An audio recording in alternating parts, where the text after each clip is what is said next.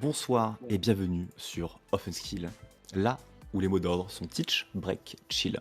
Ce soir, j'ai le plaisir d'inviter, d'accueillir Aethlios et Partium 2. Donc un ancien, un habitué et un nouveau venu qui va nous parler de ses recherches, nous parler de ses outils, de ses envies futures pour l'outil, je présume. Comment ça va les gars? Très bien. Paisiblement. Paisiblement. Tiens, tu m'as dit que tu avais un petit peu eu des plans qui s'étaient pas passés comme prévu aujourd'hui, des trucs qui nécessitaient de rager, qui permettaient de rager. Ouais, non, des aléas de la prod, quoi. Des mises en prod qui passent mal, des CICD bien faites, mais des images Docker pas bonnes, qui fait qu'on apprend à faire du rollback, et c'est la vie de la prod. Donc c'est pas grave. Et On au aime, contraire, on aime. c'est enrichissant. On apprend de nos erreurs, et ça, c'est génial. Et Ouais, surtout, enfin, il y a des erreurs avant 9h du matin, ah, avant 10h du ah, matin, bon... bon, c'est l'ego qui est pas content. Mais la Ouais. prod, elle continue. Donc c'est plus pour mon petit ego personnel de ah, gna, gna, gna, gna, et puis bah c'est pas grave, on va tracer. C'est Bien, le tu restes moment où tu te dis... optimiste. Ah, vas-y. Tu restes optimiste. Mm. Oh, il faut. Ah ouais, non, si on est pessimiste à la moindre erreur de mise en prod, ça sert à rien de faire ce métier à mes yeux. C'est une J'ai mise en prod vous dire qui. qu'il y avait des boîtes où tu as un système de joker, c'est genre tu fais des mises en prod, tu testes et tout, mais quand tu veux tester une migration, un truc un peu ballsy, tu as un joker par mois ou un joker par semaine si tu es vraiment au front en train de faire des grosses migrations, des trucs un peu techniques. Donc je trouvais ça assez drôle le concept. Écoutez, c'est joker. Aujourd'hui, j'ai crash la prod, mais c'est comme ça. J'avais le droit. Ouais, donc non, là-dessus, là où je suis. Au contraire, tant qu'on sait faire le rollback et que le rollback est fait dans la période de temps de mise en prod et on l'a préservé, on l'a respecté, tout va bien. Les applications avaient été stoppées en avance avec un message sur les utilisateurs disant Ah oui, l'application ne ça va, sera c'est plus propre, là. c'est dans les règles de l'art. Ouais, voilà, c'est pendant 15 minutes, vous n'aurez plus d'application disponible, veuillez nous en excuser, et hop, et nous, 14 minutes 50, rollback non plus. Et hop, les DNS remis d'aplomb, et on retape sur l'ancienne prod. Voilà, c'est parti. Nice. Donc, non, c'est juste les goûts. Tu vois, j'ai appris à ne plus en avoir. Si. C'est te préparer, te dire ça va être bon, et au dernier moment, ça marche pas du tout. Et tu te dis, c'est ma faute, et tu sais pas pourquoi. Et je comprends, je vois. Yes. Bon, et du coup, Aethlios, première fois qu'on t'accueille ici, est-ce que tu veux nous parler un petit peu de toi, ce que tu fais, que ce soit en perso ou en kiff, ou plutôt en côté tech, pro et autres? Oui, je suis chez Swag en tant que développeur et ancien triager. Et sur le temps libre, je fais du bug bounty aussi, évidemment. Et en fait, c'est en faisant mes recherches de bug bounty que j'ai trouvé des choses intéressantes. Et je me suis dit que ce serait bien aussi de contribuer à l'open source sur mon temps libre. Donc j'ai pris le temps de faire un bel outil avec un beau jeu de mots. Et je suis content d'être là ce soir pour pouvoir en parler et présenter aussi l'outil puis les recherches, l'état d'avancement de mes recherches. Nice. Eh bien, avec grand plaisir. C'est un épisode aussi qu'on remettait depuis quelques temps, parce que je me souviens, on avait eu envie, mais en fait, il y avait un début de rewrite, il y avait un peu de fiabilisation, tu voulais un petit peu vraiment améliorer le packaging, tout ça. Puis ensuite, il y a eu une conf, et moi, j'étais en mode, ah, mais viens nous montrer ce que tu fais, ça a l'air cool. Ouais, parce que je voulais, ça fait longtemps que j'avais prévu d'aller à Unlock Your Brain à Brest. Et parce que justement, c'était. En fait, j'ai fait l'outil pour cette conf, en fait, finalement. Parce que ça fait plusieurs années que j'y vais, que c'est vraiment sympa. Je recommande pour ceux qui voudraient Unlock Your Brain, Harden Your System, c'est le nom complet. Et plusieurs fois que j'y suis allé en me disant, il y a des confs super, j'aimerais bien en présenter une. Et en faisant les recherches, en commençant mes recherches, je me suis dit, mais il faut que je fasse un outil pour avoir un truc à présenter à Unlock Your Brain l'année prochaine. Donc du coup, tout était là-dessus. Donc quand tu m'as dit, viens parler de tes recherches, j'ai fait, oh, attends un petit peu. J'aimerais bien quand même présenter tout là où j'avais prévu. Et après, pourquoi pas en parler. Une fois que c'est enregistré, c'est quand même moins intéressant parce qu'il y a des gens qui vont voir comment ça marche pile poil parce que j'en ai parlé dans un live et c'est un petit c'est mot. forcément intéressant, mais c'est vrai que quand tu fais un événement IRL, c'est quand même sympa de garder un peu de l'exclu autant que possible. C'est ça, ouais. Et j'ai bien fait parce que du coup, il y a plein de gens qui sont venus me voir après, me discuter, qui connaissaient pas forcément. Et donc c'est cool de. Même si sur Eurostream, ils vont venir discuter s'ils ont bien kiffé la conf. Oui, sans doute. Mais Mais bon. je voulais garder l'exclusivité. Yes. Très bien. Et, est-ce qu'on discute un peu de toi, Pierre? Tu peux nous parler un petit peu de ce que tu vas nous présenter ce soir aussi, histoire de teaser un peu la suite de soirée? Ouais, alors, première étape, c'est une présentation de Portainer, petit centralisateur de configuration de Docker, Docker Swarm et aussi Kubernetes. Alors, je n'aurai pas de cube à présenter parce que j'en ai pas sous la main. Moi, je l'ai mis en prod dans ma boîte actuellement. On a 4 Kubernetes de production. On a une vingtaine de conteneurs de Docker Standalone ou Swarm. Bref. Et j'ai commencé à intégrer de la CICD, plus de la CD dans Portainer. Donc j'en montrerai une bride. Elle n'est pas complète parce que j'ai pas d'IP public et je veux pas en avoir là pour la démo. Mais j'expliquerai les schmilblick. Après, on basculera sur la problématique des user namespace et du remappage de users au sein des compteurs pour sécuriser tout le bousin, histoire que root dans le compteur se croit root, mais il n'est pas root. Et la problématique des volumes partagés, persistants et comment faire pour sécuriser ça, pour que Toto sur le système ne puisse pas voir ce qu'il y a dans la base de données ou dans tout autre fichier contenu dans un container, bref, dans un conteneur, bref, des petits trucs sympathiques, quoi. Le petit Toto qui arrive qui me régale, on dirait vraiment une blague. C'est un mec qui rentre dans Docker et il croit qu'il est root, mais en fait il est pas Ah, root. allez, Toudoum. hop, user add Toto. C'est C'est bon, c'est ça, c'est parti. ça. Allez, suite de démo.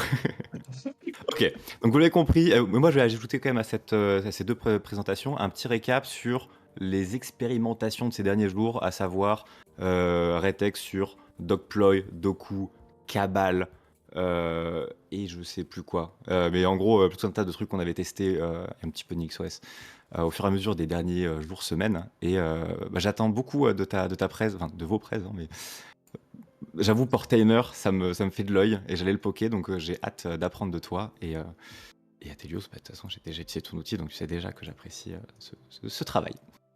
On s'y met? Allez. Oui, Allons-y. monsieur. Alors, normalement, j'ai toujours ton écran, il est toujours dans le bon ordre, et bam, new screen share, incroyable, ça fonctionne comme prévu. Eh bien écoute, la sienne est tienne, j'hésiterai pas à te redire bonjour Zoom s'il te plaît, au cas où, et je te laisse nous montrer un petit peu. Après, le but, c'est aussi de qu'on fasse une discussion. Hein. Ouais, mais j'ai- faut nous lancer. Ouais, bien sûr, je vous présente déjà un petit peu l'outil, évidemment. Déjà, je voulais montrer le visuel de l'outil, parce que c'est un ami qui m'a fait le visuel. J'ai essayé de faire le truc avec l'IA. Ça n'a pas donné le truc aussi bien. Et au final, ce visuel-là, je l'aime beaucoup, donc j'en profite, je le montre.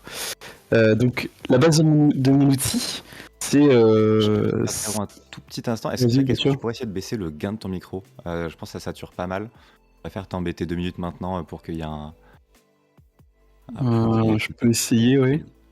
Ça peut Je l'ai être déjà quel éloigné un côté peu, c'est mieux. Discord peut-être, vas-y, parle-moi un petit peu. Là, je te parle, c'est bien? Oh, là, c'est bien, je vais te monter un petit peu. Vas-y, parle-moi. Je te parle. Une Je peux petite continuer, chanson, un sinon. petit truc. Ok. Je peux continuer de présenter, sinon, pire. Truc à faire. Interact. Et non, mais c'est parfait. C'est parfait. Je pète la régie. Et Le c'est plus bien, soir, je pense que c'est bon. la voix est mieux. Pourquoi Ok, Discord bah, voit très tout bien, le monde alors. à 100%? Si Discord, ça tu va. me fais des choses bizarres. Très bien. Eh ben, n'hésitez pas à me dire si quelqu'un est un peu trop fort ou pas assez fort, vous qui êtes de l'autre côté viewer. Et messieurs, je vous écoute, je me tais. Alors, la base de mon outil, c'est une découverte que j'ai eue pendant un bug bounty, qui m'a surpris. Et en traitant jusqu'au bout, je me suis rendu compte qu'il y avait un potentiel de faire un outil et aussi d'aller chercher de façon plus deep. Donc, pour vous montrer, je vais me baser sur ma presse de Unlock Your Brain. Alors, n'ayez pas peur, il y a 47 diapos, mais je vais pas regarder les 47, je vais juste sélectionner celles qui sont intéressantes. Notamment, pendant le bug bounty, ce que j'ai trouvé, c'est sur la fonctionnalité de réinitialisation de mot de passe. Donc, bon, je pense qu'elle est claire pour tout le monde, mais je préfère la préciser. C'est une victime qui fait une demande de réinitialisation et un token secret est généré sur le serveur. Normalement, il est secret. Alors là, il est secret mais devinable dans mon cas. Et du coup, l'attaquant, son but, ça va être de deviner ce token pour pouvoir réinitialiser le mot de passe à la place de la victime. Et donc on se retrouve avec un account takeover. Tel que c'est écrit là, on part du principe qu'il faut que j'attende que la victime fasse elle-même la demande. Mais en fait, c'est pas le cas parce que le token, la base de ma recherche, c'est que le token va être basé sur le temps. Et puisqu'il est basé sur le temps, je suis capable de réinitialiser moi-même celle de la victime. C'est-à-dire que je fais la demande à la place de la victime, qui me permet de savoir à peu près à quel moment a été généré le token. Et si le token, mon hypothèse est bonne, le token est basé sur le temps, bah, je vais être capable de régénérer le token pour pouvoir réinitialiser le mot de passe. Donc tout se base là-dessus.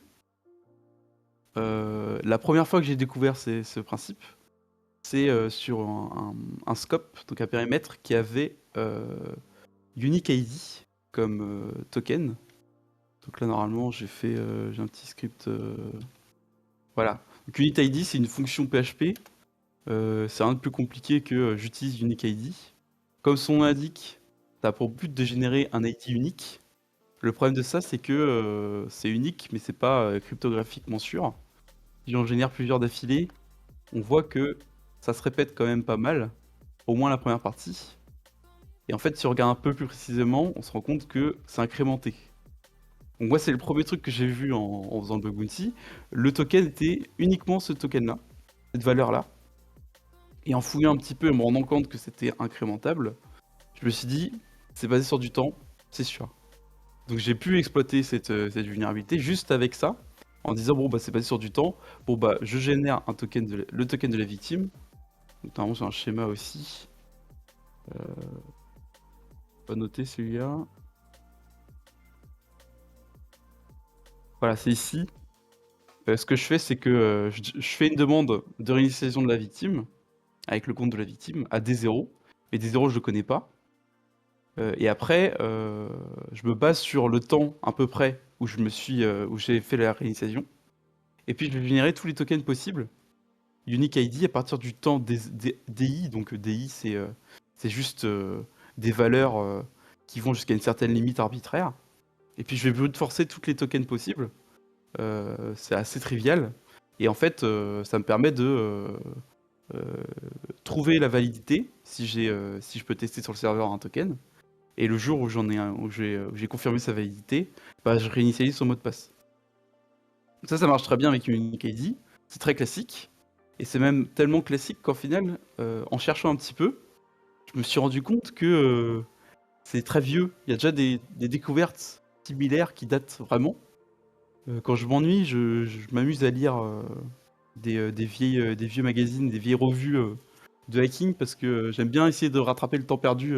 C'est trop sympa de Parce que replonger dans j'étais le trop passé, jeune. voir un peu comment c'était Voilà. fait. Tu J'étais retombes trop sur jeune pour Frac, regarder. tu te dis pas, oh là là, ça a mal vieilli, tu te dis, nice. Le vieux Exactement. Project Zero aussi, c'est incroyable. Et du coup, je peux vous montrer. Je suis tombé en fait sur ce site-là. Alors, je crois que c'est connu, hein, Zen Security. Moi, je connaissais le nom. En fait, je suis retombé là-dessus. Et en fait, là-dessus, il y a quasiment toutes les archives des magazines de hacking de l'époque, avec Alors, aussi les j'espère livres. que c'est Zen que je connaissais, je sais pas à quel point c'est un dump volontaire, participatif ou Alors non, subi. c'est complètement volontaire. Non, c'est volontaire. Hein, c'est Top. volontaire. Bah, il y a le flocking et tout. Je pense que c'est On vraiment sait jamais, il y a des trucs c'est volontaire, mais ça il y a ressemble des à samples en plus, quoi. Oui, ça ressemble à un directory listing, mais je pense que c'est vraiment prévu. Et Legit, notamment, ouais. donc, j'ai vu le premier magazine de Hackers Voice, donc ça ressemble à ça. Hein. On est vraiment à l'ancienne. Et alors, c'est pas celui-ci, c'est l'autre. Et peu importe. J'ai trouvé. Oui. L'exemple, en fait, donc en 2008, un exemple de ce que je viens de décrire quasiment. C'était en fait la valeur d'un cookie, donc le seed. Le seed, donc l'aléatoire, tout ce qui était généré par aléatoire, c'était un seed qui était contenu dans un cookie. Et cette valeur, en fait, c'était le MD5 de l'heure de création du forum. Ce qui fait que c'est une valeur qui est publique. Donc en fait, il suffisait de voir quand était créé le forum, on avait le seed, et après, avec le seed, il suffit juste de faire un MD5 de l'heure. Non, pardon. Le MD5 de l'heure, c'était la création du forum. Et après, avec ce MD5, il y a le seed. Donc tout ce qui est random, on peut le récupérer. Notamment, quand on crée un compte, il y avait un mot de passe aléatoire qui était mis en place. Donc on pouvait récupérer à partir du seed. C'est pas exactement pareil que ce que j'ai trouvé, mais c'est quand même quelque chose qui est basé sur le temps Tout ce et qui une est valeur qu'on time-based peut autour devenir. du... Voilà, c'est ça. Ouais. En fait, en tombant là-dessus, je me suis dit, ah oui, c'est exactement ce que je fais, quasiment ce que je fais. Mais pour autant, j'ai pas trouvé beaucoup d'outils qui permettaient d'exploiter ça. Alors, on C'est vrai peut que souvent dire, on a tendance à faire ça, tu sais, côté Retex Pentest, souvent on voit que c'est un peu prévisible, prédictible, voilà, prévisible. On se dit, bah on va faire quelques-uns à la main, faire des tentatives, limite un coup d'intruder de pattern, mais pour des formats compliqués, soit ça se termine en Agvertor tricot et ça peut se voilà, faire pour les cas pas trop chiants, mais pour certains formats, l'outillage était pas encore présent, tout exactement. bêtement. Puis en fait, moi, au début, je faisais du code custom Python, un peu classique, jeu brute force. Il n'y a rien de très compliqué. Mais en fait, je me suis rendu compte que bon, ça marche bien dans un cas classique de white box finalement, où tu sais exactement le code qu'il y a derrière, tu sais que c'est prédictible, donc tu peux faire ton code custom par rapport à ça et pouvoir brute forcer et récupérer la valeur sans problème. Mais là, je voulais m'opposer dans un cadre de black box où j'ai aucune vision. Ce que je veux, c'est juste fournir un token et que l'outil de lui tout seul fasse toutes les tentatives possibles pour déterminer si ce token est prévisible par rapport au temps. Donc c'était la base de ma recherche. Et oui, j'étais mute. Est-ce qu'il fait ça qu'avec le local et la génération de texte? Est-ce qu'il fait ça avec de l'interaction remote Non, alors tout est en offline justement. ou Je vais en offline? parler. Aucune requête réseau là-dedans, c'est à toi de les faire toi-même. Pourquoi? Parce qu'en fait, si j'essaye de généraliser une génération de mots de passe, de tokens de mots de passe, bah, ça va être différent pour chaque techno ou chaque serveur qui est en face. Par contre, toute la partie qui va être générique, qui va être pareil pour tous les sites, c'est prévu par l'outil. Donc voilà, donc je vous ai parlé d'Unique ID. Je vous ai montré. Donc Unique ID, si je veux vous montrer un peu plus précisément à quoi ça ressemble, techniquement. Un petit En commentaire format sympa Python. qui nous précise aucune socket réseau n'a été maltraitée durant ce processus. Tu disais aucune requête, il fait aucune requête. Nous ne maltraitons Aucune pas les requête. sockets. Exactement. Je voulais montrer. Donc ça, c'est l'article sur le Ce qui a l'air sujet. bien dense, bien exhaustif aussi. On pourra rentrer dans le détail si on a le temps, hein. Mais ce que je voulais montrer, c'est à la base, ça c'est une fonction Python que je fournis dans l'article. Finalement, c'est juste ça, reverse, pour récupérer un unique ID, la date précise. Si je prends l'unique ID qui est ici, et que j'applique mon reverse, Ça fait du coup les petits Unique ID parseurs et les dessus. petits utils qui vont bien. C'est ça. Parce que moi, en fait, j'arrive mieux à me comprendre en code, parce que je suis développeur, quoi. Et ça me permet de bien expliquer et de bien formater ce que je vais expliquer.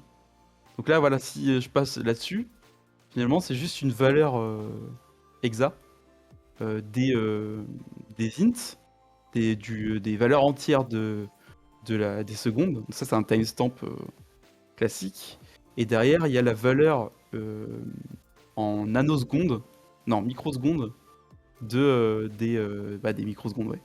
Donc en fait, je peux revenir à une valeur float qui me détermine le temps précis auquel a été généré le token.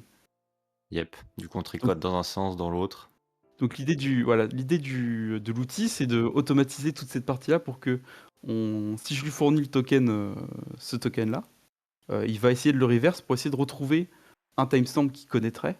Et si c'est le cas, il va pouvoir faire la méthode inverse, de dire voilà, je te donne une valeur à peu près à laquelle j'ai généré le token de réinitialisation de mot de passe, et tu vas me brute forcer, ou en tout cas me générer l'entièreté des valeurs possibles. Et après, c'est à toi, en tant qu'attaquant, de brute forcer tes valeurs comme tu veux, pour pouvoir... En fait, je vais générer une liste de mots de passe plutôt. L'outil C'est fait ce que plutôt j'allais ça. demander. En fait, on pourrait limite faire ce serait peut-être des filtres H4 pour faire de la génération en fonction d'un format. Jusque là, tu as directement l'inconvénience de à partir de tel temps, de entre tel temps et tel temps. Ça, Et au c'est final, ça. on avait re-regardé quand même dans un stream passé le comment est-ce qu'on ajoute des filtres ou des types de H à H4. C'est pas si trivial. C'est pas si trivial. C'est bien qu'il y en ait J'ai plein. regardé aussi.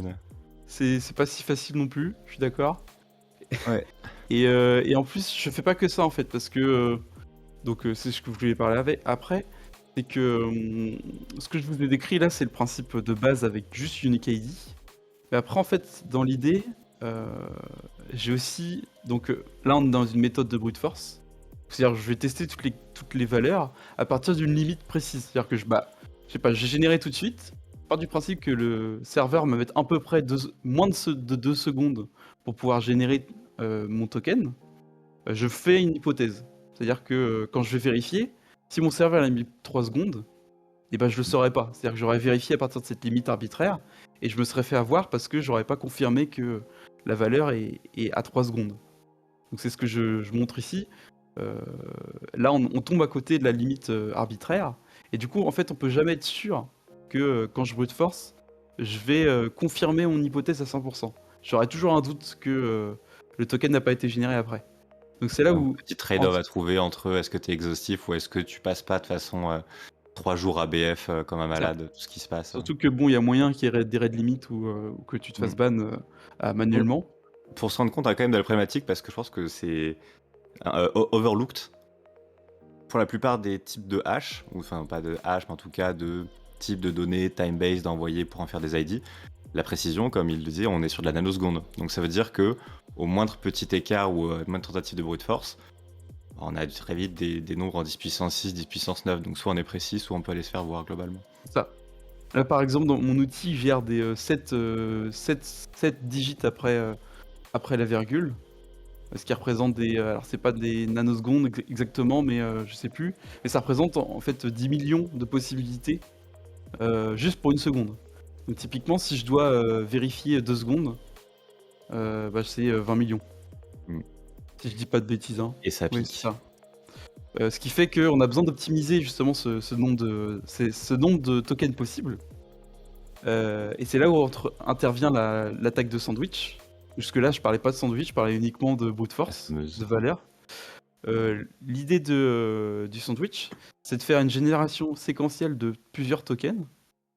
Des tokens que je maîtrise, ça veut dire que je vais pouvoir récupérer, et un token d'une victime que je ne maîtrise pas.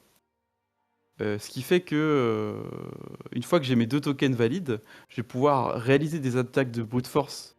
Mais là, je vais le faire offline parce que j'ai la valeur, j'ai le temps et j'ai la valeur localement. Donc je vais pouvoir, de façon offline, vérifier mon hypothèse et récupérer la date précise. Pareil pour le token 3. Et après, avec ces 2 tokens-là, je vais pouvoir prendre en sandwich la valeur de ma victime. Ce que je veux dire par là, c'est voilà, je fais d'abord mon token 1 avec un email que je contrôle. Puis ensuite, de façon séquencée, donc il faut vraiment que ce soit dans cet ordre-là, je génère le token de la victime, donc un token 2 que je ne peux pas récupérer. Ici, je le récupère ici. Je récupère ici, pardon. Et là, le token 3, je fais la même chose. Ici, je le récupère dans mon email. Je récupère les 2 valeurs et ensuite, je vais pouvoir les extraire. Donc là, dans le cas de reverse unique ID, j'ai juste à dire je reverse, je retrouve mon token 1, ma date 1. Et après, une fois que j'ai la date 1 et j'ai la date 3, je suis sûr et certain qu'il y a une date 2 qui est comprise entre la date 1 et la date 3. Et que du coup, il y aura, si je vérifie, j'aurai forcément le token s'il existe. Et s'il n'existe pas, c'est-à-dire que mon hypothèse n'est pas confirmée et que c'est pas basé sur du temps. Ouais, non, mais là, forcément, on enlève. Ça me fait penser, tu sais, en électronique, quand tu fais des différentiels. Tu envoies genre câble de microphone. Tu envoies un son de A à B. Tu vas pas envoyer ton son avec un canal derrière en analogique. Tu vas juste vraiment envoyer le même son. Et enfin. Que je dis des bêtises. Tu t'envoies sur 2 paires et derrière tu fais la soustraction pour que tu aies pas. Si une perturbation se présente sur la ligne, tu aies la même qui affecte les 2. Et du coup, les 2 se soustraient. Donc tu dois envoyer le signal et moins le signal, une connerie comme ça. Et du coup, derrière, tu peux récupérer un truc le plus clean possible, nettoyé de toute Je te fais perturbation. confiance que j'avais 3 de moyenne en physique pendant ma licence. Ah non, mais je pense que mon explication là, elle vaut 3. Mais on a l'idée, de toute façon, on essaie de récupérer une zone pour isoler le problème. Et voilà, mais l'idée l'idée c'est de revenir à ce graphique-là. C'est-à-dire que là, je suis sûr que je suis dans compris entre ma date 1 et ma date 3. Il va y avoir ma date 2. Et du coup, mon token 2, il va être compris entre mon token 1 et mon token 3. Donc si je suis sûr que de façon séquentielle, j'ai bien généré 3 tokens, et que c'est bien basé sur du temps, je vais pouvoir retrouver ma date 1 et ma date 3, et que finalement, je vais retrouver mon token 2 à partir de la date 2. Yes. Donc je vais dans ce sens-là, et puis après je vais dans ce sens-là, pour retrouver mon token 2. Petit FYI, Ça, on ça a permet perdu. de vraiment réduire bien plus en a perdu Pentium, ouais. Ouais, on a perdu Pentium. Juste fixe les scènes pour de bon. Et là, on est good. Ouais. On a perdu Pentium. Il a dit qu'il est parti rebooter sa box. Donc, moi, Ah, vous êtes ok. prévenus. Mais il devrait revenir soon. J'ai bien fait de commencer du coup. Ouais.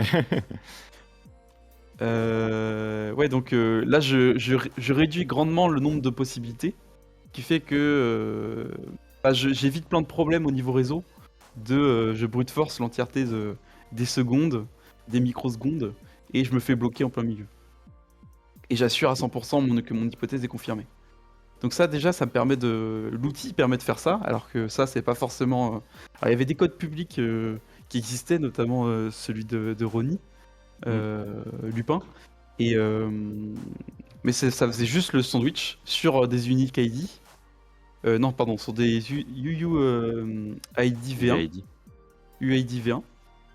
Et revoilà bien Pentium. Yes, le retour. Désolé, problème box. Les enfants sucent trop la box. Bref, j'ai fait mon draconia. Non, j'ai essayé de déconnecter. J'ai rebooté et déconnecté tout le monde. Est-ce que ton visage revient parmi nous ou est-ce que la box allez, Ah, très incroyable. bien. Ouais, désolé. Je jubile. La régie t'a fait rejoindre, t'as auto-remis au bon slot et tout dans Discord. Ah, ça marche, ça m'a juste mangé genre 2 semaines. Ça valait le coup. Désolé du Mécontent. blackout. Non, Isaac, t'inquiète. Je te remets en... Je mets ton écran Lucas Et moi, je me remute, tranquillou. Ok. C'est good. Mais je me démuterai s'il faut.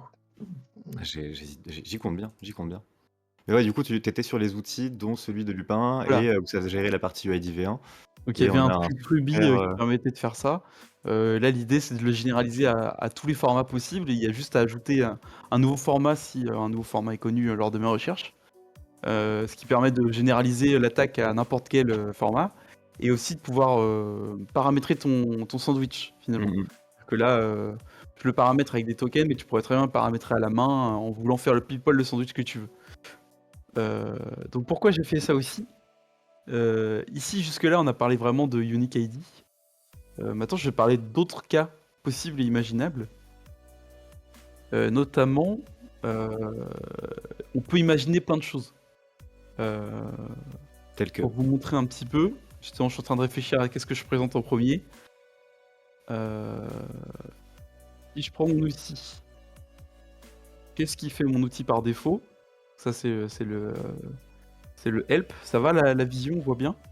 Ouais, c'est good. Ok. J'ai défini un petit fichier de config par défaut. Alors forcément, il est coupé en deux.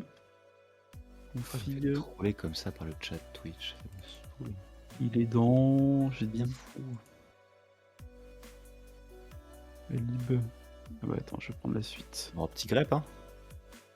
Non, c'est bon, il est là. Non, ouais, ça sera... Hop. Voilà.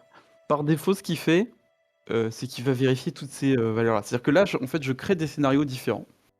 Ok. On a vu depuis tout à l'heure le scénario de Unique ID. C'est-à-dire que je prends mon timestamp, j'applique Unique ID dessus, le format de données, donc de l'exa, et je les colle. On a vu tout à l'heure en Python. Ici, je vais créer plein de scénarios différents pour déterminer que est-ce que c'est possible que ce soit ce cas-là. Typiquement, Ok. je peux juste vérifier si c'est un timestamp natif. Voilà, c'est juste un timestamp à baser uniquement sur des secondes, pas de microsecondes ni de nanosecondes. Je peux partir du principe que c'est une date formatée. Donc là, j'ai plusieurs types de formats à tester, mais la plupart, c'est des RFC classiques de date de format. Voilà, là, il y a le format classique, et là, c'est le format RFC compatible. Après, je vérifie si c'est des timestamps, basés avec du microseconde.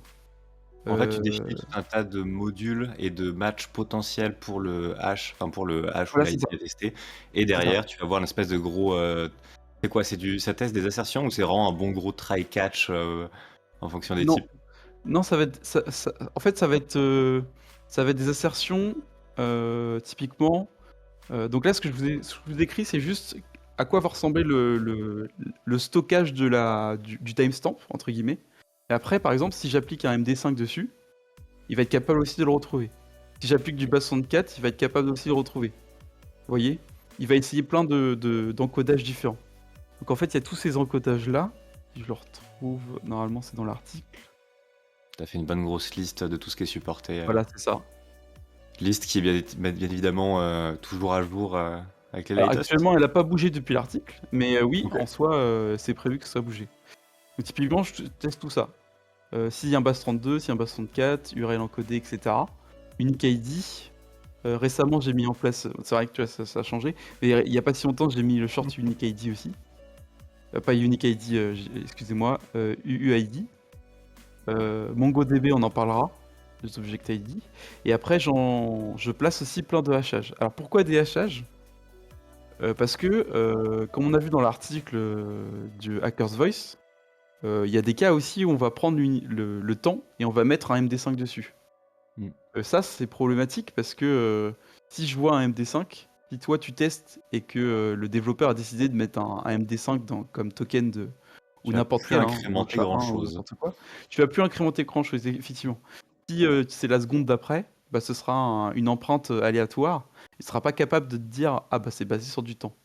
Et en fait, ça part de là aussi mon outil, c'est de me dire en trouvant le bug pendant le bug bounty avec Unique ID, je me suis dit c'est pas possible que ce soit vrai. Puis après je l'ai confirmé. Et ensuite je me suis dit c'est pas possible que ce soit possible si souvent que ça en sauvage. Donc j'ai fait tout le tour des scopes que je connaissais de bug bounty pour essayer de trouver un autre cas. Et du coup ça m'a permis de faire un petit peu un échantillon de la façon dont est utilisé le reset de token. Comment il est programmé la plupart du temps. Et passé Et sur quel programme pour regarder un peu les implèmes de pass reset, de... alors j'ai regardé sur pas mal d'applications open source. J'ai regardé en nature de façon sauvage sur plein de scopes. Et j'ai regardé aussi du code open source dans des différentes Open applis. Classroom. Non, plutôt Open Classroom, du genre de code jetable que les gens proposent. Pour Ok. voir un petit peu, justement, j'en parle dans Ouais, l'article. comment est-ce qu'on enseigne à faire ce genre de mécanisme? Voilà. Comment on conseille les autres, comment c'est fait en réalité, comment c'est fait dans le best practice ou dans le open source, en tout cas, pour voir un peu comment c'est fait. Et en fait, la plupart du temps, sur le côté sauvage, j'ai trouvé beaucoup de cas où c'était justement des fonctions de hachage qui étaient appliquées. Donc je savais pas du tout ce qu'il y avait derrière. Et plusieurs fois, je me suis dit, mais en fait, ça se trouve, le développeur, il s'est juste dit, Unique ID, ah bah non, Unique ID, c'est C'est juste incrémentable. faut que Bah, ce je mets un soit un MD5 petit dessus. peu pas reproductible. Vraiment, il s'est dit un truc qui fasse une chaîne de caractères complexe. C'est ça, bah, c'est à sens ludique, de toute façon, il pourra jamais retrouver le temps qui est derrière. Et en fait, je l'ai trouvé aussi plein de fois dans Open Classroom comme conseiller pour sécuriser justement ce genre de fonction. Alors que c'est pas sécurisé parce que si tu sais que c'est sur du temps, tu arriveras à retrouver dans l'autre sens. Comme les Mais mots moi, de c'était passe, pas comme. time-based, mais il y a quand même quelques semaines, mois de ça, j'ai pu taper un slash reset slash le MD5 de l'email égale auto-login ATO. On me l'a dit beaucoup, ouais. Ah là L'email, ouais. là. Ouais, mais Ça, on le me l'a dit MD5, beaucoup. tu sais, même pas un salt ou quoi, juste MD5 du mail, auto-login terminado. Alors ça j'ai envie de dire, ça tu peux le trouver sans avoir besoin de l'outil. Tu peux très bien. Tu voulais parler, Pentium Pentium? Ouais, j'ai une question con dans ta liste de hash. Mhm. Alors, c'est complètement débile hein, comme question, certainement. Pourquoi il n'y a pas le D25519? Je vois des SHA traditionnels, Alors, j'avoue que un vieux j'ai SHA3. pris les plus utilisés et ceux que je connaissais. Ok, non, parce Euh, que ne on serait-ce peut que en pour rajouter, hein. les échanges de clés SSH, maintenant, il est préconisé de faire de l'ED25519. Alors après, Est-ce est-ce que qu'il y a un développeur, l'univers du web... qui prenne un unique ID qui se dit j'applique dessus une fonction de achat, je vais utiliser autre chose que ces fonctions-là, tu vois. Moi, c'est plus ça que je voyais. Ouais, non, Je bien cherche sûr, bien sûr, bien sûr. l'achat sur C'est les juste... développeurs, pas au ma best les vision, practice deux. c'est SSH. est-ce que les développeurs Mais ont notion que le D25519 est quand même super léger, robuste au brute force, Ah, faut des choses être comme honnête, ça. c'est pas encore adopté, loin de là. Ça le sera sûrement d'ici quelques temps. Pour les gens qui sont un peu chauds, qui veulent leur petite clé SSH toute jolie en une ligne, oui. Oui, Mais ouais, je suis c'est d'accord. encore... Oui, oui, en fait, non, c'est... aussi le principe, c'est que l'outil, par exemple, il regarde le nombre de bits qu'il a pour déterminer si c'est peut-être un MD5, peut-être un SHA-1, peut-être un tout ça. Et du coup, Mhm. l'autre, par exemple, tu vois, sur une 512, il y a 2 possibilités 512. C'est-à-dire qu'il va faire 2 fois le travail pour vérifier si c'est plutôt Ouais, un bien sûr. SHA-3 ou Ouais, plutôt un PX. ouais, En fait, ouais. plus tu en rajoutes, plus la recherche est Mm. exhaustive, mais plus Et plus aussi tu c'est perds de lent. temps. Et Voilà, plus tu donc perds c'est de pour ça que temps j'ai et préféré vraiment limite prendre les plus limiter connus ton et les plus token. utilisés. Ouais, mais après, tu vends un SaaS de GPU et tu leur dis, vous regardez, c'est auto-déployé pour vous, chez moi, donnez-moi de l'argent. Oui, oui, bah après c'était pas mon but, hein. Faire de l'argent avec ça, c'était vraiment pas mon J'imagine, but. j'imagine. Petite question quand même, je profite. Le fait de voir différents hashes implémentés et des fois différents ordres de hash, le tool, est-ce que tu as pensé, enfin, est-ce que tu as réimplémenté le chaînage de hash et les différents trucs toi, ou est-ce que tu as regardé un petit peu des outils du genre odd hash? Non, je t'avoue que j'ai tout fait custom.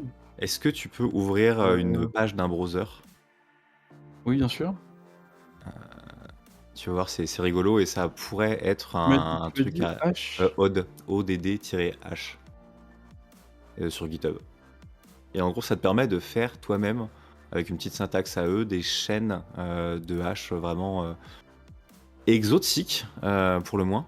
Et ça marche pas trop mal. Ah bah, Ils ont une... ouais, si tu fais bien de me parler de ça, parce que c'est vraiment le truc que je cherche. Eh ben, tu vois, C'est ce que attends, je fais de alors façon custom. zoom un petit peu, Euh, histoire que tout le monde puisse en profiter. pardon. Pas de souci, je veux bien encore... Voilà, parfait, parfait.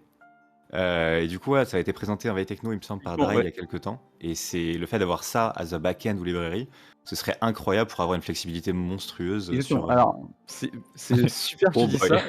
Tu vois, je suis content de faire ce genre de presse parce que il y a peu de gens qui m'ont conseillé des choses. Il y a beaucoup de gens qui m'ont dit ton truc est cool. Beaucoup de gens qui l'ont essayé, qui m'ont dit ça a l'air super. Mais personne ne me fait retour sur la façon de fonctionner. Et typiquement, ça, c'est. Tu vois, si je reviens sur mon article, c'est exactement ce que je dis dans mon article.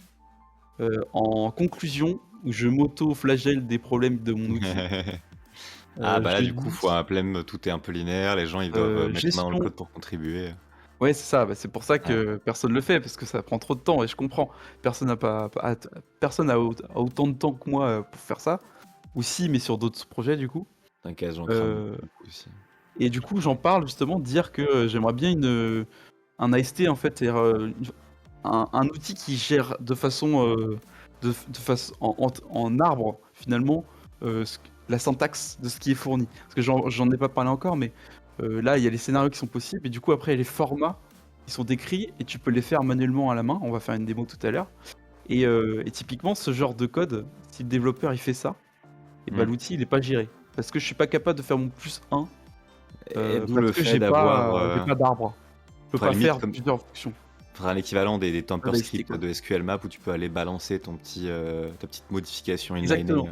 Exactement. C'était un peu l'idée aussi de l'outil, c'est l'évolution possible, ce serait ça. Mais ça prenait beaucoup de temps et j'avais peu d'idées, donc je l'ai pas fait parce que je préfère me concentrer sur autre chose et j'ai passé déjà beaucoup trop de temps à faire tout ça. Eh ben, Donc plutôt voilà. un implème. Mais ça, c'est une très bonne idée et je regarderai. Mais Ah, du coup, voilà. Carwan suggère Cook aussi. C'est vrai que Cook pourrait le faire. Cook de mémoire, fait par le gars de Groxy, présenté il y a longtemps par Norage, qui te permet aussi de faire un petit système de génération de word list à la volée. C'est ce qui est utilisé pour faire les payloads d'intruder dans Groxy, par exemple. Oui, oui, d'accord. Et en effet, Ça, ça du coup, pourrait. c'est un peu trop par rapport à moi, Ah, je ça, c'est pense. pour de la donnée, c'est pas pour de la sémantique de code. Limite, ça pourrait être Ah, ça pour générer des chaînes de listes de hash. c'est ça, Mais ouais, bon, sans doute. ce serait Mais un peu infernal. je trouve ça plus intéressant l'autre. Mais je retiens. Les deux sont sympas, hein. Celui-là, c'est un peu ton Agvertor en terminal. Mhm. Pratique quand même. Et donc je disais tout ça parce que donc les haches, l'idée c'est d'essayer de trouver plein de possibilités. Euh, pourquoi je peux prouver que c'est vrai et que ça marche? Parce que Blacklist, on en a parlé ensemble et justement il avait trouvé une CVE dessus où c'était exactement ça comme code. Donc ça c'est le diff, du fixe. Avant en rouge il y avait ça.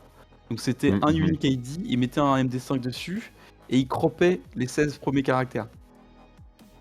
Ah oui, Euh, ah putain, bah, du coup, c'est confort. C'est juste, voilà un truc aléatoire, mais on enlève quand même de la précision, comme ça tu peux le trouver plus facilement. Alors C'est vraiment oui grand et non, parce que seigneur, du quoi. coup, c'est-à-dire que mon outil, il est pas capable de voir que c'est un MD5 parce qu'il manque 16 bits. Ou oui, Oui, autant pour moi, c'est j'ai 32, il cru me semble. qu'il Donc récupérait oui, que les 16 premiers chars du Unique ID et donc pas les nanosecondes. non, Donc il y a les nanosecondes, mais en les plus en 16 premiers truncate le caractères du MD5. MD5, c'est-à-dire qu'il coupe le MD5 en deux. Donc Alors ça c'est-à-dire fait que quoi? là, Ça fait 16 puissance... Attends, 16 fois 16 puissance... en termes d'aléatoire, c'est suffisant pour pas pouvoir brute force l'entièreté. C'est parce que t'as quand même. Alors je sais plus, Ah ouais, bah c'est 16 16 puissance 16, effectivement. puissance 16. Alors non, non. Ah oui, c'est Ah, MD5, c'est... c'est de l'exa, ouais, donc oui. 16 Ouais. puissance 7, c'est suffisant en termes de brute force résistant. Mais si Ah, tu je sais ne que sais c'est pas. sur du temps, tu le passes aisément, justement, Mm, mm, mm. avec le genre de scénario de mon outil. Donc ça veut dire que là, mais parce que Blacklist, là, il était en white box. Donc on va dire qu'on fait pas le même métier. C'était beaucoup plus simple pour lui, du coup, de se dire, ah bah je fais un script custom, et hop, c'est fini, et voilà. L'idée, c'est de essayer de trouver ça, mais de façon black box. Mm. C'était l'idée de mon outil.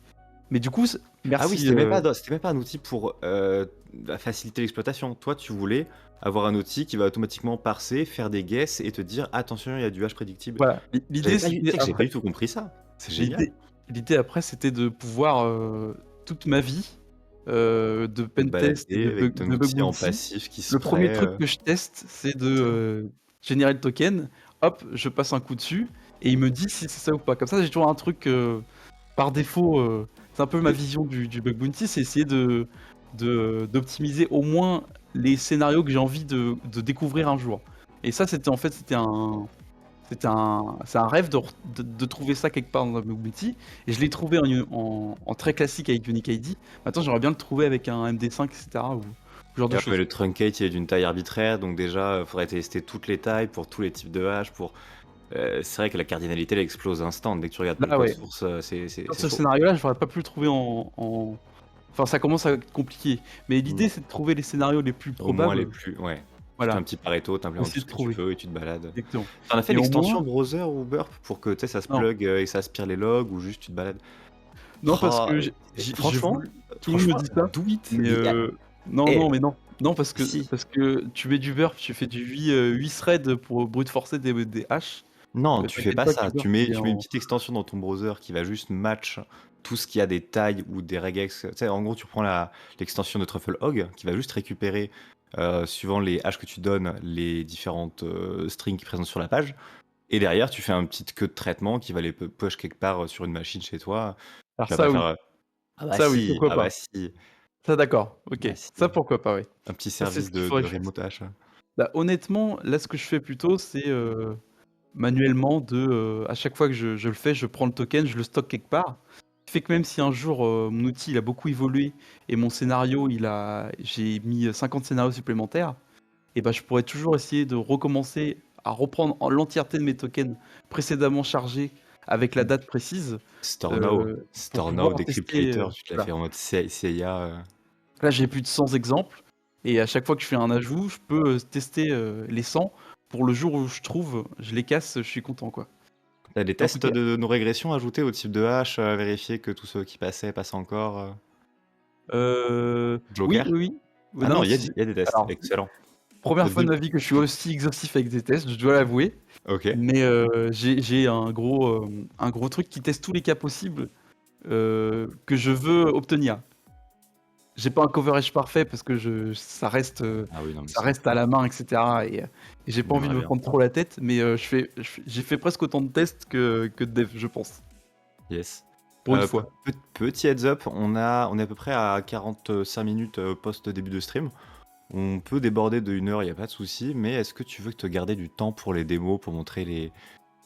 Voilà, je sais qu'il Oui, y a sûrement... si Enfin, tu veux. juste que tu un petit indicateur. J'allais passer dessus. Ok. Je vais juste finir le fait qu'il y ait cette CV, en fait, ça me rassure, ça me dit que je vais dans le. Quand j'en ai parlé et que j'ai vu que ça existait, je me suis dit, je vais dans le bon sens, ça peut exister. C'est pour ça que j'en parle parce que c'est le plus intéressant finalement. Juste pour revenir sur les hashes, donc c'est le principe du rainbow table finalement. C'est-à-dire que je vais essayer plein de timestamps et puis je vais appliquer mes hashes pour essayer de trouver. C'est un peu le même principe. Je le précise. Voilà, ça c'était. Il y en avait beaucoup trop. Et du coup, là, c'est là où je veux faire la démo justement. Démo que je peux faire avec un petit exemple. J'ai Alors, développé une. zoom, zoom, zoom. Zoom, zoom, zoom, ok. Zoom, zoom, zoom. Yes.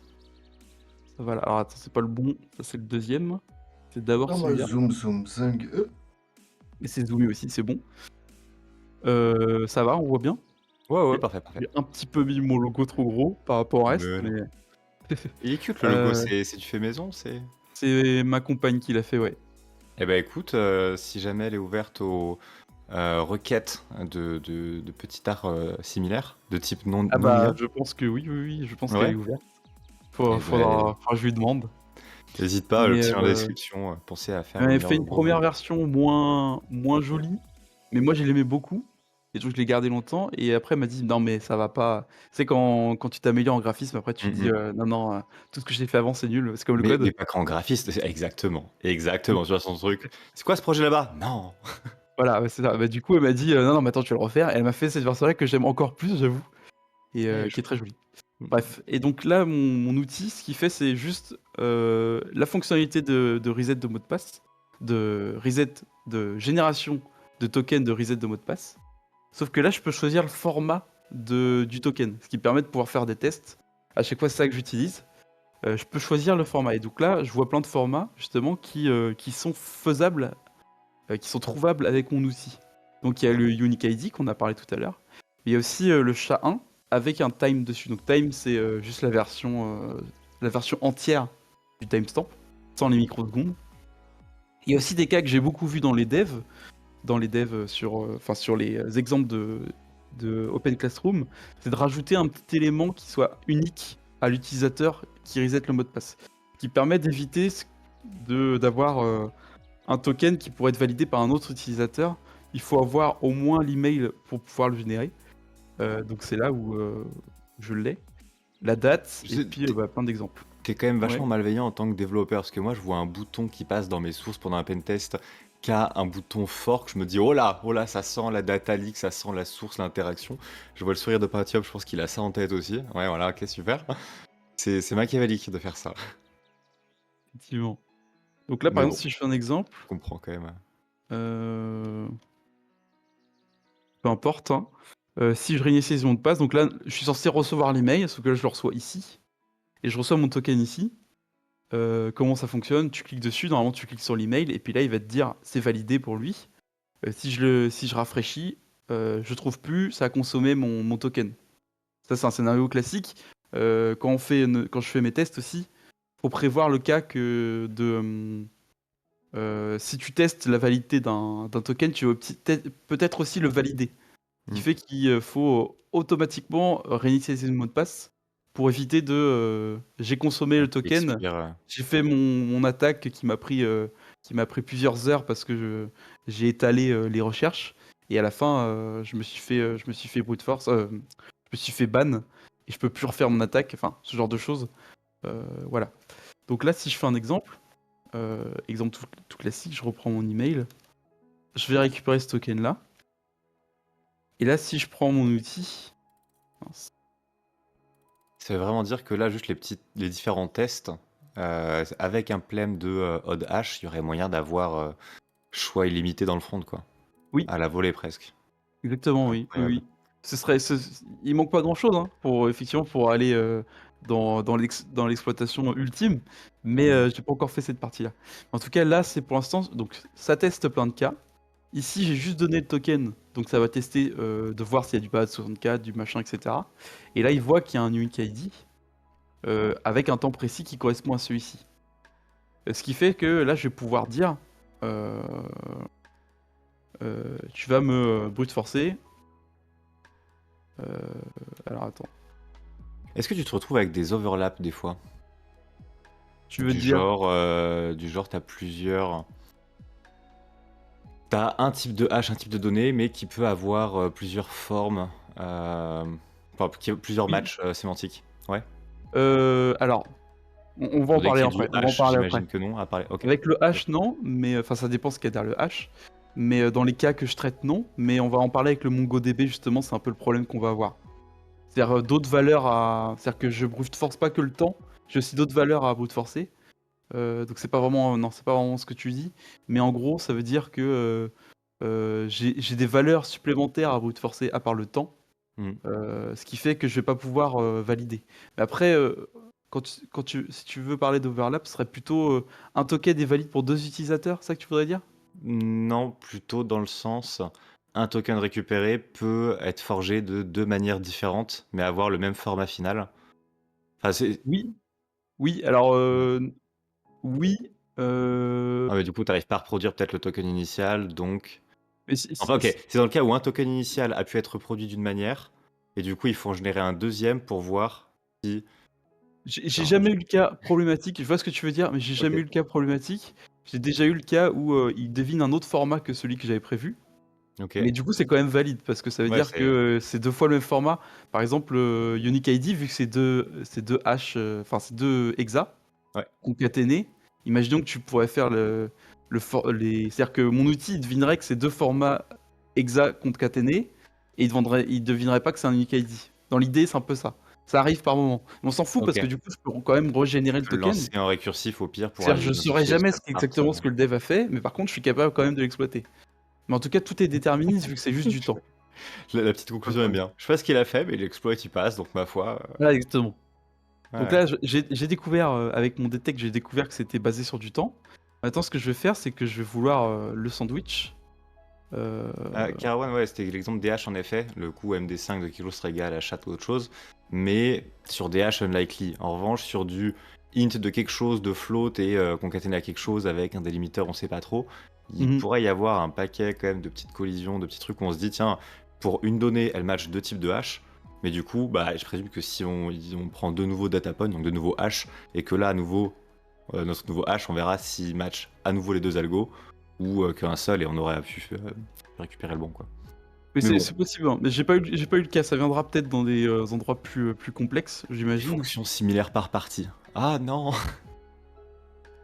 Please no. Euh, Donc C'est pas bon. maintenant que j'ai détecté, c'est-à-dire que là, je suis plus au niveau, je suis au niveau de l'exploitation.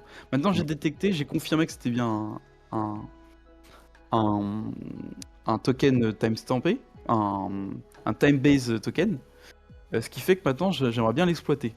Pour l'exploiter, je peux très bien lui dire, je vais faire un sandwich. Donc là, je vais faire un sandwich sur quelques secondes d'écart pour vérifier que je peux bien régénérer ce token-là. Donc, par exemple, je vais dire, je vais commencer. Donc mon sandwich va commencer à un timestamp qui va être très similaire. On va reprendre lui. Ouais, c'est lui. Pas trop Hop. galéré pour trouver les 20 milliards de short end pour les options sans que ça se conflicte les uns avec les autres aussi. Oui. Parce qu'il y a... C'est Vu le fourni fait quand que même. c'est ET, BT, c'est pas terrible, mais ça permet d'être assez compréhensible et Oh. Si, tu si, bah penses en que soi, si, ça ça marche. va? Ok, bah j'ai fait tentative. Puis je voulais garder, j'ai essayé de me baser sur des Je tente un pas encore très between time, formatés, mais estimation time. ouais. Ouais. Alors c'est pas estimé, hein. Là c'est vraiment C'est tu sais que beginning end. tu sais que tu veux commencer là et tu End sais que tu veux time, commencer ouais, là. between time and time. Bah tiens, mais t'as pas lu la doc, c'est Ouais. marqué dessus. Ah C'est non, marqué sur l'écran. FTFM, Chef. FTFM, ah bouh. Chef. Voilà, et du coup, après, je peux lui fournir le token, le format du token. Donc là, je vais lui dire que c'est du Unique ID. Quel est le format du token? %S, %S, %S. T'inquiète. Ouais, j'ai oublié de lui fournir. Il faut que je lui fournisse aussi un exemple de token, mais ça, c'est pour autre chose. J'avoue, j'ai un tout petit peu chafouiné par les options short, mais qui ont quand même 2 lettres. Il n'y a pas le choix pour que ça ait un peu de sens. Mais au sens Unix, du coup, tu peux plus les stacker où tu Et je peux, mais suis ça devient preneur de vraiment n'importe hasardeux. quel pull request si tu veux. Lucas, y a pas de problème, tu fais Oh le là, pull oh là, request. oh là, oh Ouais, là, je veux j'ai bien, bien hein, assez parce de que- temps cramé à maintenir mon code, je vais pas maintenir. Mais je suis En vrai, d'accord, il y a plein de gens qui m'ont dit ah j'aime pas ça, mais j'ai pas trouvé de meilleure solution et personne me propose de meilleure solution. Tout le monde me dit que c'est de la merde, mais par contre. Ah non, mais des fois, si tu Ça veux fait pouvoir sens. continuer à stacker les short ends, c'est accepter de ne pas avoir de un seul tiret. Alors, soit ce serait tiret-BC, donc un alias Mm. de commande, mais avec quand même le double tiret, soit le fait d'avoir que des short ends, donc en tiret A ou tiret B, un seul caractère pour que ça puisse se stacker avec les autres, mais au prix de la lettre que tu mets devant, elle a un sens face au nom de l'option, quoi. En fait, le Ta problème, c'est que défense, tu vois, pour ta il y a la date. défense, pour ta Ici, je fais un défense, begin date et un begin. Pardon, tu disais Pentium. ouais, pour ta défense, tu es comme la commande find, qui en mono-tiret, option longue. Et voilà. C'est Point. ça. Et que c'est vrai. t'es en mode style Golang un peu. Voilà. Mais en Find. soi, juste Non, si c'est pas même vrai, pour... je suis désolé, je Ah me bah si. défends, c'est pas vrai, ça c'est pas un long. Ça c'est long, ça c'est court. Ah C'est pas non, parce qu'il y les a deux deux sont longues, caractères que c'est la court. courte. Et en fait, le truc, c'est que là, tu vois, si t'as BT, ET, BD, si jamais t'as 3 duets qui ont 2 lettres en commun, genre la lettre de fin et la lettre du début de l'autre, tu peux plus mettre ET, Oui, BD d'accord. sans que ce soit différenciable avec un autre set Oui. d'options. Et Oui, là, oui, du oui. coup, bah, c'est pour ça que juste mettre -BD, ça le ferait. Oui, sauf qu'il Mettre. y a pas de version D. J'ai pas de short D. Oui, Eh mais ben, là, bah, du coup, ça aurait pu être juste ça. on va peut-être pas polémiquer sur les options, sinon fallait faire un B Écoutez, je pense qu'on va minuscule, B démarrer une majuscule. guerre. Une guerre Ouais. des. Non, mais enfin, je suis d'accord avec vous. C'est juste que j'ai regardé plein d'exemples et j'ai pas trouvé mieux. Parce que en fait, là, je pourrais. Sinon, si je mets pas B et E là, alors je peux mettre effectivement, mais moi, je veux pas écrire ça toute la journée en fait. J'en ai marre. Non, mais complètement. Je veux pas écrire ça. B minuscule, B BD, c'est bien majuscule, parce E que. minuscule, E Ah, c'est vrai. majuscule, mais C'est vrai, mais du coup, c'est lequel le minuscule, c'est lequel le majuscule? c'est ça, Faut s'en c'est ça. rappeler. Oh. Bah, Voilà, et du coup, tu te TH. retrouves. Ok, on va pas démarrer. Ouais, bah voilà. Allez, Mais j'ai j'aime 6 beaucoup le G qui troll. disent start On est, et end. Dash, on start est, et dash. Et donc Bref, on là, arrête. on- dans mon J'arrête. exemple, J'arrête. l'idée c'est, bah, je vais quand même, je vais faire un greffe dessus pour bien vérifier qu'il est là. Ah, il y est plusieurs fois parce que. Pourquoi il est en. Ouais. Alors c'est normal qu'il soit plusieurs fois. on a dit- Euh, En fait, par défaut, je suis sur 7 digits alors que là j'en ai 6. Donc je vais lui Donc la dire, précision je de fin. précise 6, voilà. Et là je lui dis qu'il n'y en a que 6, donc il m'en fournit qu'un. Sinon il m'en fournit 10, parce qu'en fait je suis en 6, sauf qu'il en fournit en 7 avec un 0 décimal à la fin qui sert à Ouais, rien. Bref. t'inquiète, la précision de fin. Mais en tous les cas, ici j'aurais fait un unique, tu fais un sort unique, et puis après, voilà, dans l'idée. Et du coup, j'ai retrouvé ma valeur. Donc c'est-à-dire que à partir de mon token, si je le sandwich en lui donnant le bon format, je suis capable de le régénérer. Là, ça me sert à rien parce que je suis en train de générer le token que je connais déjà.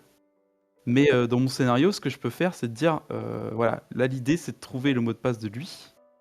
Ouais, t'inquiète, c'est scénario, je pense qu'il a été pigé. On récupère le token, on récupère le time, on fait token 1, token 2, Ok. Zimzamzo. Ça Je tombe bien pense. parce que j'ai pas Burp Pro donc, sur cette machine virtuelle, donc je peux pas faire un brute force pour vérifier. Et dans Oh l'idée no. après, c'est que je vais devoir. Bah, en vrai, tu fais ta petite génération de payload, tu la mets dans un fichier, tu sors un petit feuf. Oui, j'ai pas installé Fuzz. Mais oui, dans l'idée, c'est ça, exactement. Écoutez, j'ai fait les choses proprement, j'ai fait une petite VM propre juste avant de venir en stream. Mais voilà, mais pas le Fuzz. Parce que moi, Ah, je c'est fais bien, toujours c'est avec Burp. Je suis habitué à faire tout avec Burp. Donc du coup, je pensais faire un cut custom Python, mais on va pas avoir le temps, je pense. Mais dans l'idée, Non. voilà, c'est de pouvoir ensuite réaliser mon attaque. C'est-à-dire que c'est toujours en 2 temps. D'abord, je détecte. Je vais quand même montrer l'exemple avec chat. Vas-y. Tu pourras parler un peu des autres modes c'est un de peu l'outil. différent. Après, je serais chaud de voir un tout Voilà. petit peu quand même la structure, comment tu le maintiens, est-ce qu'il y a de l'activité dessus, ce genre de choses. Ouais, on en parle si tu veux. Attends, j'ai pas pris le bon là. Voilà. Hop. Donc là, si je veux détecter celui-ci, si je lui donne tel quel, là c'est un chat 1, donc en fait il va jamais le trouver. Pourquoi? Parce que il sait pas, en fait, il a pas le temps précis pour pouvoir générer tous les temps Ouais, il possibles. faudrait d'office qu'il En fasse six. Voilà. son BF. Donc Quoi. faut que je lui fournisse un. On va lui fournir un. Il y a time range. Time zone, non, c'est timestamp, donc c'est celui-ci. -t. Je vais lui fournir un -t, donc ça tombe bien, j'ai mon burp qui est ouvert, qui fait que je peux récupérer. Donc là, c'est celui-ci que j'ai généré. Je le vois parce que ici, je vais retrouver mon 5.5. Voilà, le token est ici. C'est-à-dire que j'ai fait cette demande-là et j'ai eu cette réponse ici. Et là, ce que je fais, c'est que je vais me baser sur ce serveur-là, sur ce header-là, qui est la réponse du serveur. Donc c'est la réponse Apache du serveur. Comme il y a un reverse proxy avec un Apache dessus, c'est pas le temps du serveur, mais puisqu'on est à la seconde près, ça me donne quand même un aperçu à peu près de la date à laquelle ça a été généré. Le header, il est set à l'aller ou au retour de la requête dans ce cas-là? Et 7, alors j'en ai parlé avec des gens à Unlock Your Brain. Il me semble qu'il est 7 effectivement au début de la requête Apache. Ce qui veut dire que ça passe par le reverse proxy Apache, ça va vers l'applicatif génère, et ça revient, et c'est pas à ce moment-là que j'ai la valeur, mais à la valeur juste avant d'accéder à l'application. Peu Ok, donc importe. la valeur entrante du reverse proxy. Donc en commençant à ça, on est sûr qu'on a besoin d'aller taper un peu plus tôt dans l'offset du round trip réseau pour aller Alors, récupérer. De toute façon, mon outil, il prend cette date et il génère avant et après pour être sûr. C'est-à-dire qu'il regarde la valeur avant et après pour. C'est-à-dire que ce timestamp fourni là, alors c'est une date pour le coup, mais cette date fournie, c'est une valeur approximative. Qu'elle soit avant ou après, je m'en fous. Et c'est approximatif. Ok. C'est l'idée un peu pour que ça s'applique à tous les scénarios possibles. Donc là, je C'est vais lui chaud, hein, fournir le plutôt une date. approximatif. Est-ce que tu es approximatif à quelques secondes, à quelques nanosecondes, à quelques jours? Ah Sur bah les types voilà. de tokens, Donc c'est là, un enfer. par défaut, c'est écrit ici. Il est où? Je me perds dans mes formats. Voilà, c'est ici le range. Donc par défaut, pour les secondes, si c'est juste des secondes et qu'il n'y a pas de microsecondes, je teste un range de 60 secondes avant, donc 1 minute avant, 1 minute après. Là, je peux être bien large parce que j'ai que 60 tokens à essayer, puisque j'ai que 60 secondes. Par contre, pour les valeurs booléennes flottantes, j'ai 2 secondes. Donc 2 secondes, ça représente 2 millions de microsecondes Ça ou tue, 20 millions. Donc là, je teste beaucoup plus avec les flottants. Et par défaut, 2 secondes avant, 2 secondes après, c'est à peu près OK. Dans mes tests, en tout cas, j'ai jamais eu de serveur où je savais que c'était vulnérable et ça marchait pas. Donc là, je vais lui dire, tu testes pour plein de tokens différents. Et on voit que là, il m'a retrouvé. Donc là, c'est même pas en flottant, il a fait que 120 possibilités. Parce que c'est une valeur entière. Et il me dit, la conversion, c'est un SHA-1 d'une valeur de timestamp. Et il me dit aussi, c'est que en timestamp entier, donc tu peux, pour les autres options, tu pourras dire que c'est que des valeurs entières. Ce qui fait que si je reviens sur mon sandwich, je peux le re-sandwich en disant, hop, valeur avant, valeur après. Oh mince. C'est bien le fait d'avoir un peu d'autodetect des formats. Mon sandwich, je lui rends celui-ci. Et puis je lui dis, c'est pas un unique ID, c'est un SHA-1. Et décimal 6, on s'en fout. Mince. SHA-1. Par contre, je peux toujours lui dire que cette fois, c'est que des valeurs entières. Et là, normalement, ça marche. J'ai fait des mots. Non, c'est bon, ça marche. Je retrouve mon token valide. On voit que si j'enlève mon grep, il en a généré que 3. Parce que là, dans ce range-là, il n'y a que 3 possibilités. 78, 79 et 80. C'est une borne qui contient les valeurs bornées. Voilà. Donc ça me permet du coup de pouvoir tester. Donc là, c'est assez facile parce que là, j'étais une valeur entière. Si je recommence un dernier exemple qui va être à peu près pareil, mais avec une unique ID, cette fois, ce qu'il va faire, c'est qu'il va chercher avec beaucoup plus de temps, parce que cette fois, j'ai une valeur flottante. Et on va voir que ça va prendre beaucoup plus trop de temps, je pense, parce que j'ai pas assez de CPU sur cette machine. Voilà, si je récupère mon temps, hop. Il n'y a pas le computer. Ouais, mais en gros, dès que tu as quelque chose qui est un petit peu viable et qui ne demande pas du CPU, tu te permets de prendre une marge plus grande, histoire de maximiser les chances de gagner. Voilà, là, j'ai 40 millions. Je pourrais réduire les 2 secondes, effectivement, à 1 seconde en me disant, comme ça, j'ai plus que 20 millions. Donc, pareil, tu peux très bien dire, je veux que le temps après, parce que je suis sûr. Donc tu dois pouvoir configurer ça aussi, je crois. Ah, j'ai peut-être pas configuré ça. Voilà, et après, tu peux lui fournir aussi des valeurs de préfixe. Les valeurs de préfixe, comme on a ici. Ici. Ce qu'il va faire, c'est qu'il va appliquer l'email ici avant d'appliquer le SHA-1.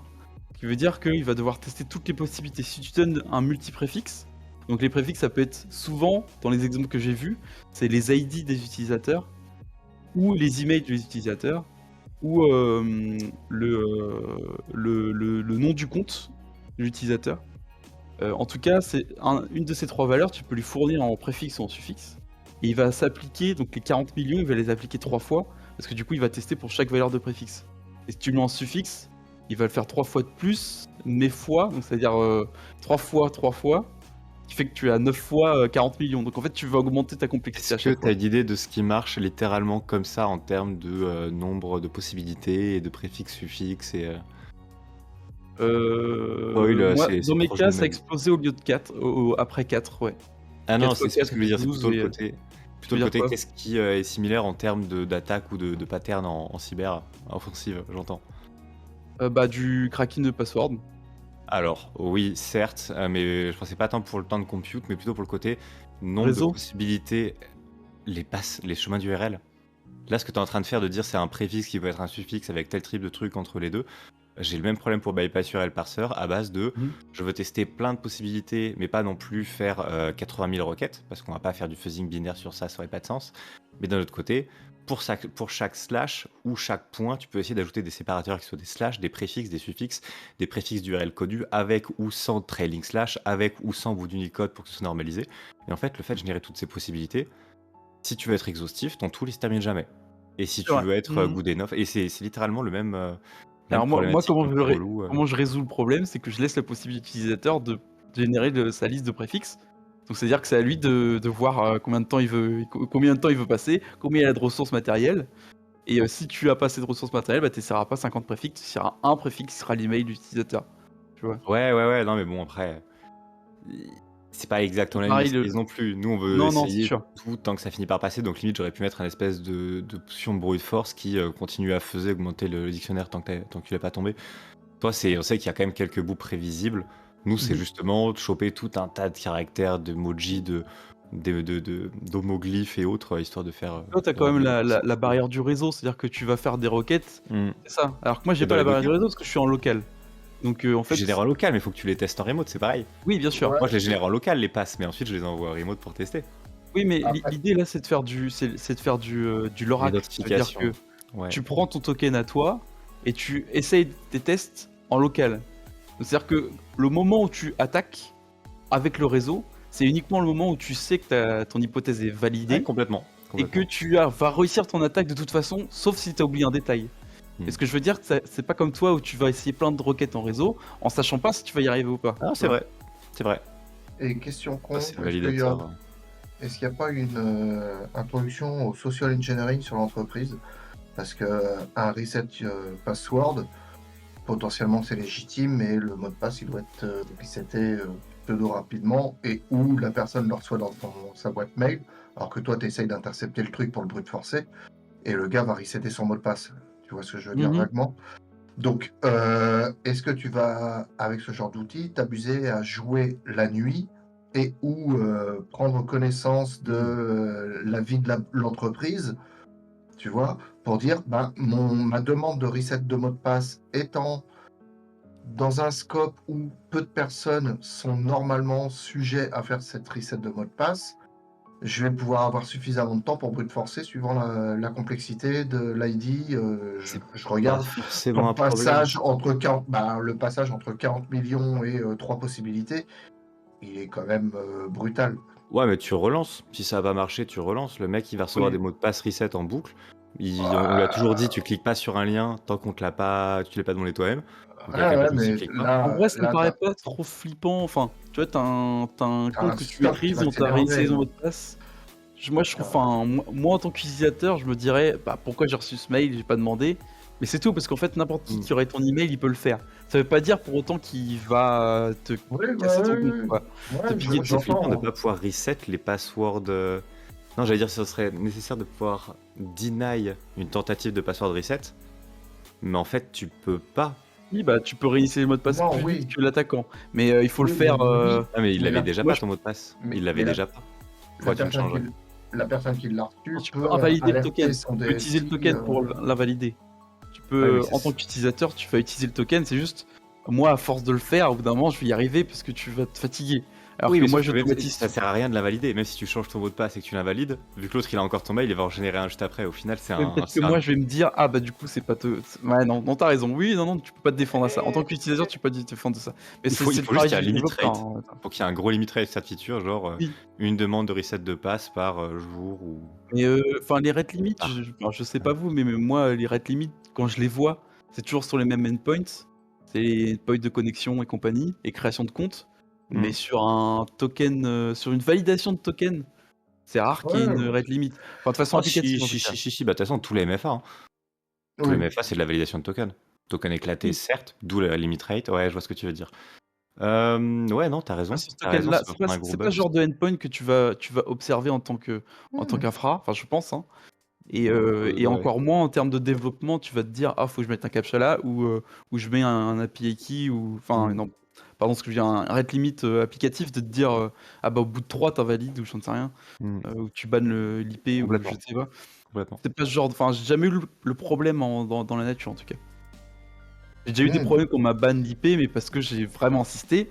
Mais c'est plus pour le deuxième cas de MongoDB, où on peut peut-être en parler, mais ça fait 1 heure déjà, peut-être passer la main, c'est pas grave. Ouais, moi j'ai vu un SOC dire tel utilisateur, on le bloque dans la D parce qu'il s'est connecté à 22 heures alors que normalement c'est pas dans ses heures de travail. Oh Ah oui, à ce mince. point-là, ah Ouais. oui. Mais le SOC est en mode parano, Ah là, mais mais c'est trop là presque. Que tu vas bloquer plein de gens, le mec regarde ses c'est emails, hop, tu le bloques. voilà. Mais moi, après c'est légitime dans la période de ce que vivait le SOC. Ils étaient en mode paranoïaque à outrance, donc il fallait qu'ils fassent ça. Mais donc d'où tu vois essayons de passer à l'as sur des heures un peu cachées pour juste la petite. Bref, c'était voilà une question qui me posait dans la tête. Mmh. Est-ce que je peux continuer sur MongoDB ou est-ce qu'on annule on en Je parlera pense une qu'on autre veut fois se ou peu garder le importe? temps pour pouvoir ouais, encore un petit peu, encore un petit peu. Oh, Mais j'avoue que plutôt que MongoDB où c'est un type de hash qu'on va pouvoir un type d'ID qu'on va pouvoir Alors, retracer, je serais chaud oui, de savoir un peu plus c'est quoi ton rétexte sur l'outil, tes envies pour le futur de cet OK. outil, On peut peut-être parler de savoir ça, un ouais, peu ce que ouais. ça te coûte. Ouais, autant couvrir un peu tous les aspects, c'est sympa. OK. Alors l'outil, à Attends, vrai bouge pas, je dire, remets ton screen share. Ok, vas-y, voilà, vas-y. c'est good.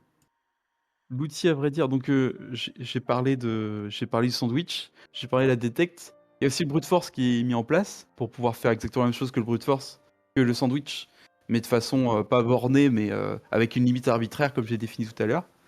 Mais la plupart de l'outil, il est là, dans ce que je vous ai montré.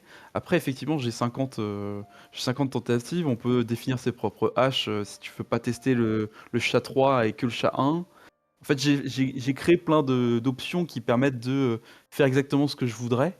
L'idée, au final, c'est plutôt de passer du temps à faire du code custom pour un cas particulier, d'utiliser l'outil. Donc, il faut qu'il soit assez customisable pour que tu puisses utiliser comme tu le veux. Euh, Après,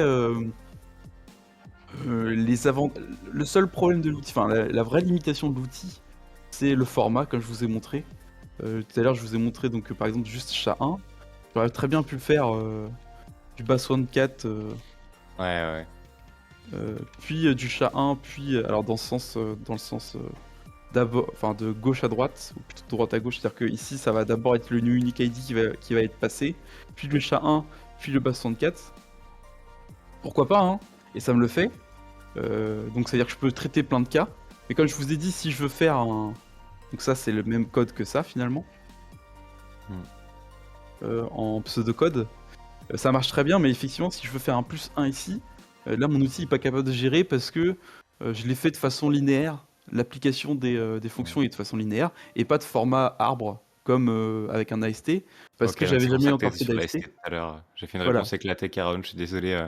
L'idée, c'est plutôt, du coup, avoir du vrai code et pas juste un système de token où tu fais du match and replace avec les bonnes Non, fonctions. mais ce que tu m'as montré, c'est déjà pas mal. C'est-à-dire Ouais, bah ça que fera, hein. Ça si tu fera. pourras, voilà, c'est ça, ouais. Ce Complètement, sera pas si tu le mal parce plugs que du coup, dedans. je pourrais juste mettre ça. Derrière, ça passera exactement ce que je veux. Donc voilà, ça c'est la principale évolution de l'outil que j'aimerais bien amener. Juste que j'ai pas eu encore le temps vraiment de l'amener et ça se fera, mais plus tard. Et la deuxième partie que j'aimerais bien, c'est que, comme je vous ai montré là sur l'article, en termes de... Non, c'est pas là, c'est... Peut-être qu'un Non, jour, on c'est aura le là. droit à Reset Token présent dans GTFO Beans parce qu'on pourra avoir la fonction eval en termes de subfunction. Tu Ah vois venir quand même. ouais, mais non, non. Oh, on sait pas un odd hash s'il accepte plein de fonctions, dont une fonction ultra custom qui te permet d'avoir du formatting en plus si tu intègres odd hash à tout moment. Je dis pas que c'est le cas. Je dis pas que c'est pas le cas. Non, mais j'aime bien le côté... Là, c'est le côté, tu lui fournis... En fait, moi, l'idéal, c'est par exemple pour la CVE de Blacklist. c'est que tu copies le code, tu la mettes dans l'outil, Hmm. et qu'après l'outil le fasse. Ça serait parfait, parce que du coup, t'as juste à... effectivement, là, il faudrait que je Ouais, gère les mais- différents langages, etc. Ah, mais non, beaucoup trop relou. Non, faut Donc qu'il l'idée ré... serait faut de qu'il- faire au moins du pseudocode. Donc l'idée, voilà, c'est ce que t'as mis, ce que tu m'as proposé là, c'est ça, c'est Ah ouais, exactement non, ça. juste, ouais, c'est ça. Du coup, c'est pas une expression odd hash into c'est loadé, parsé, appliqué sur les Voilà, transforms. voilà. Ouais, ouais. Parce qu'en fait, ce que j'ai besoin ici, c'est que pourquoi je l'ai fait de façon linéaire et pas aussi compliqué, et pourquoi c'est compliqué la ST, c'est que je dois être capable d'aller dans un sens puis dans l'autre, tant que l'utilisateur fournisse l'autre sens. Hmm. Donc là, j'ai dit bas64, SHA-1, unique ID. Derrière, ce que ça va faire, c'est que ça va faire un reverse ID. Le SHA-1, du coup, ça va faire sous forme de Rambo table. Et après, à la fin, ça va appliquer un D64. Dans l'idée, je suis capable d'aller dans l'autre sens. Et dans les deux sens pour pouvoir aller et revenir avec les tables de hachage. Ouais. Donc c'est pour ça que c'est compliqué et que je l'ai fait de façon linéaire. Il faudrait le faire de façon AST et pouvoir gérer tout ça. Et l'autre truc, c'est que ici, donc j'ai parlé d'Unique ID, c'est le truc que j'ai trouvé en premier. MongoDB, j'ai pas pu en parler, mais c'est un peu l'équivalent. Et après, il y avait UID V1 qui était déjà connu, enfin, il y avait déjà des articles dessus. J'embarque ces trois formats-là, et puis le short UID, mais du coup, c'est la même chose. Mhm. Mais derrière, en fait, j'apporte pas plus que ça à l'édifice de la recherche sur les timestamps. Je suis sûr qu'il y a d'autres formats, j'en ai déjà trouvé, mais pas qui n'étaient pas applicables, qui étaient différents, etc. Mais en fait, je suis sûr qu'il y en a plein d'autres. Ah, mais c'est sûr. Des C'est fonctions sûr. Après, vulnérables. le trade-off, faudrait faire limite du BigQuery pour regarder quelles sont les fonctions le plus souvent appelées aux alentours de ce type de fonction-là, pour derrière faire des stats sur lesquelles sont les plus fréquentes et mettre que C'est ça. celles-là en premier. Exactement. Mais paye le travail et les crédits BigQuery aussi. Enfin, C'est n'est-ce ça, pas, mais hein. je pense que c'est là-dessus qu'il faut que je cherche aussi, parce que il y a moyen que j'en trouve d'autres et de les intégrer. Et en fait faire un petit peu, ouais, la dernière fois tu citais Cookie Monster, je crois que c'est ça. C'est un peu l'idée, Peut-être. quoi, c'est de... Ok. C'était ça, non? C'était pas Cookie Monster? Ah, peut-être. J'ai assez peu utilisé celle-là, je t'avoue. Ça aurait pu. Je sais plus, vous en parliez la dernière fois, mais peu importe. Enfin, ce que je veux dire, c'est pouvoir.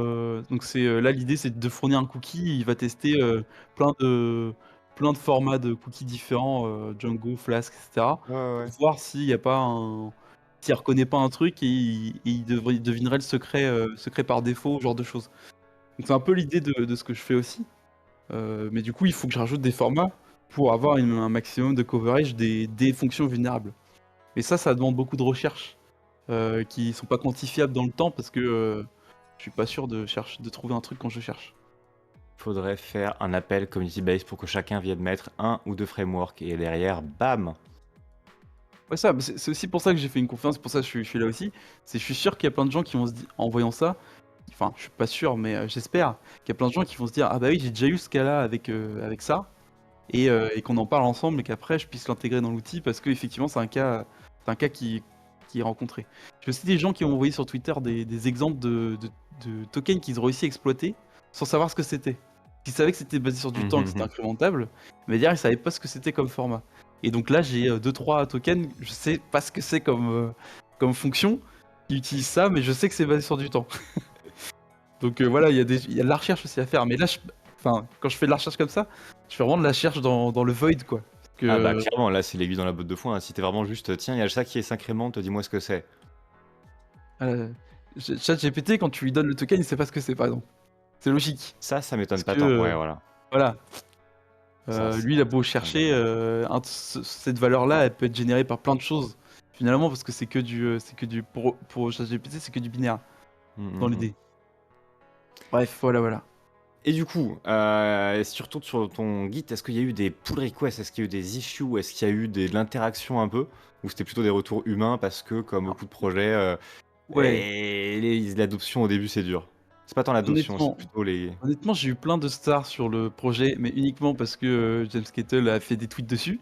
Et du coup, il y a tout le monde qui l'a mis en star en disant je regarderai plus tard.